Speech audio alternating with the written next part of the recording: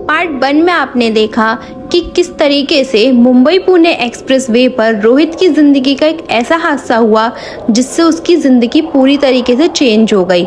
लेकिन एक दिन न्यूज़पेपर में उसने एक खबर पढ़ी जिससे उसे सच्चाई का पता चला।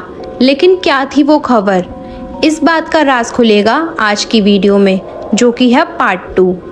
लेकिन उससे पहले अगर आपको भी अपनी कोई ऐसी मिस्टीरियस स्टोरीज शेयर करनी है हम सब के साथ, तो कमेंट सेक्शन में या फिर ईमेल में आप अपनी स्टोरी सेंड कर सकते हैं।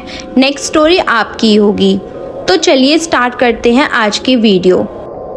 रोहित मुंबई में जॉब करता था और अपनी स्ट्रेस भरी लाइफ से बिजी था, लेकिन उसका एक पैशन था, लेट नाइट ड्राइव करना, वो भी फुल स्पीड में। लेकिन उसके इसी पैशन ने उसकी लाइफ हमेशा के लिए चेंज कर दी।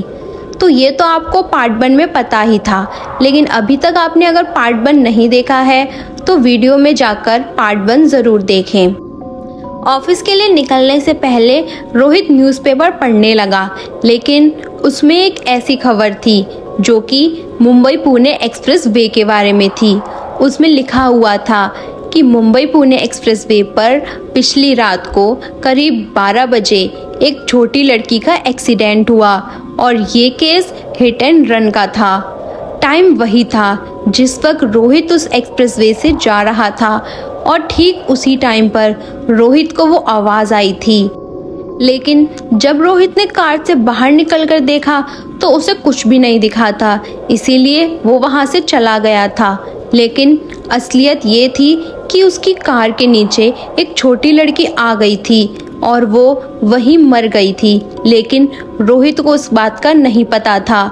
ये खबर पढ़ के रोहित को एहसास हुआ कि रात में जोर से अचानक से आवाज़ आई थी। लगता है उसमें उसी छोटी बच्ची का एक्सीडेंट हुआ था और क्योंकि वो वहाँ से चला गया था, इसीलिए न्यूज़पेपर में ये हिट एंड रन का केस बना है।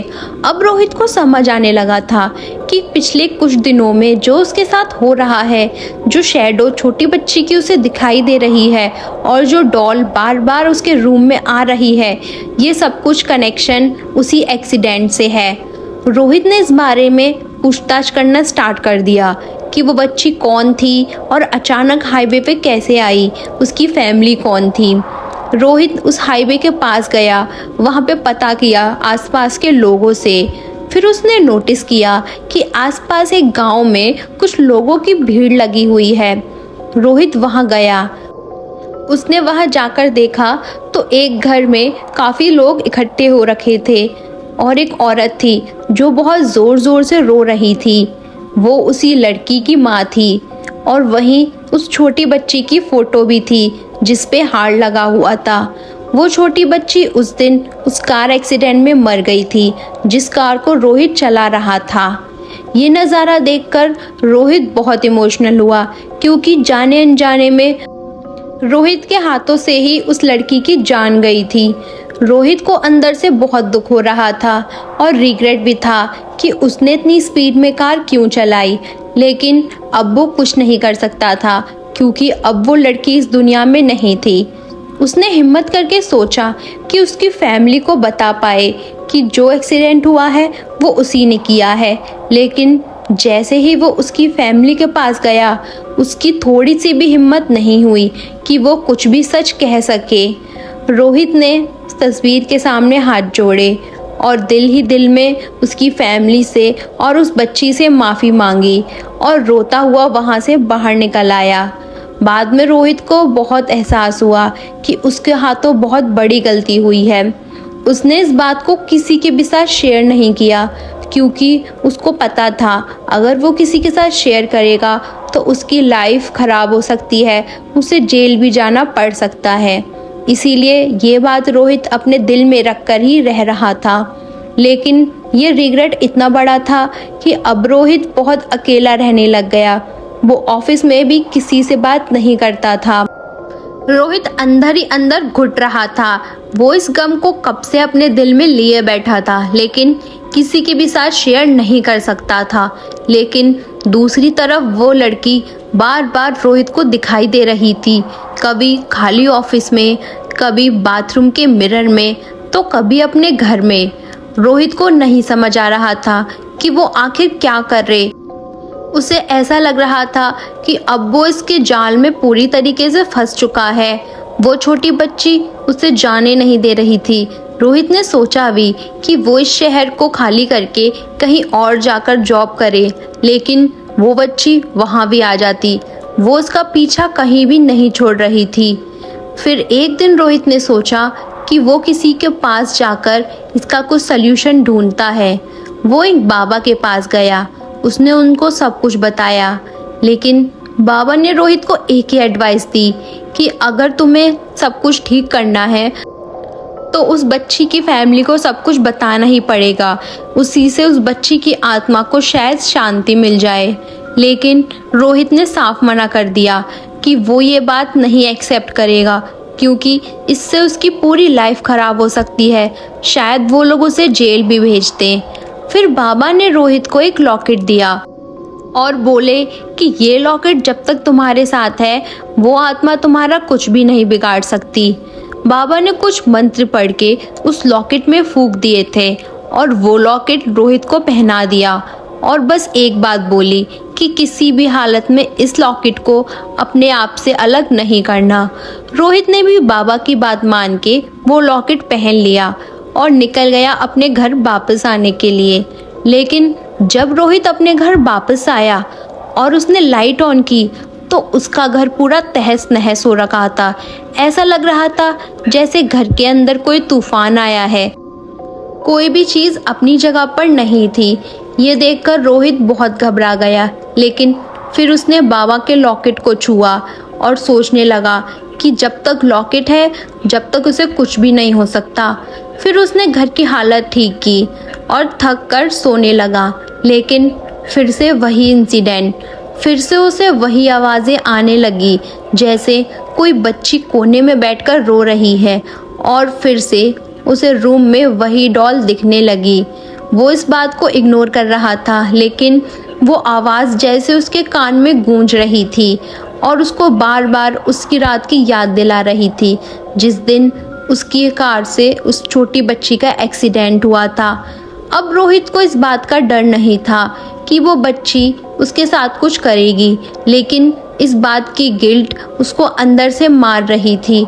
रोहित जैसे अपने आप से कंट्रोल खोता जा रहा था और वो अचानक से उठकर ज़ोर ज़ोर से चिल्लाने लगा कि मुझे माफ़ कर दो, मैंने सब कुछ जानबूझकर नहीं किया था।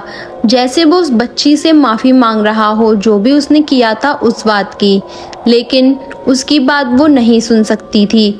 शायद वो बस अपना बदला चाहती थी। और थोड़ी देर बाद रोहित अचानक से बेहोश हो गया।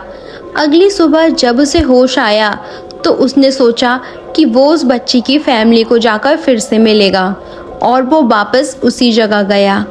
वो उस बच्ची की फैमिली के पास गया, उनसे बातें की और बोलने लगा कि उसने न्यूज़पेपर में उस बच्ची का केस पढ़ा, इसीलिए वो वहाँ पर आया है।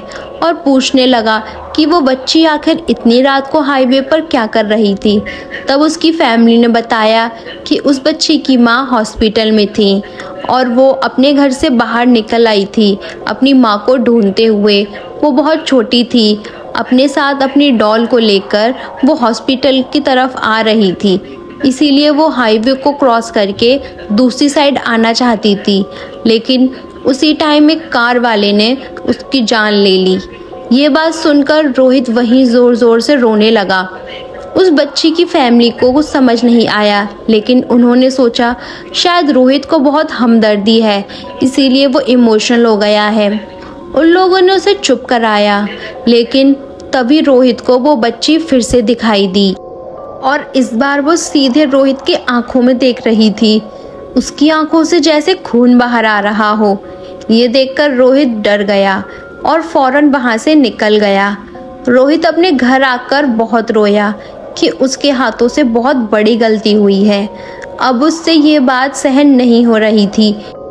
इस बात की गिल्ट ने रोहित को अंदर से खोखला कर दिया था और फिर रोहित ने डिसाइड किया कि अब वो अपनी जान ख़त्म कर देगा।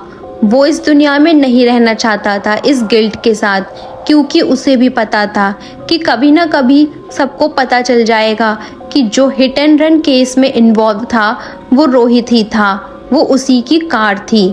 इसीलिए उसने अपने रूम में फैन से लटक कर सुसाइड कर दी और जाते जाते उस छोटी बच्ची की आत्मा जो उसी के सामने खड़े होकर हंस रही थी, उसको एक लास्ट बार माफ़ी मांगी और फिर रोहित ने इस दुनिया को हमेशा के लिए अलविदा कह दिया। उसके दिल में बहुत भारी गिल्ट थी उस छोटी बच्ची की जान की। अब उस फैन पर सिर्फ रोहित की बॉडी लटक रही थी। काफ़ी दिन हो गए, रोहित का कुछ भी पता नहीं था। उसकी फैमिली कब से टेंशन में थी क्योंकि वो फ़ोन नहीं रिसीव कर रहा था। और फिर एक दिन रोहित की फैमिली उसके घर पे आई।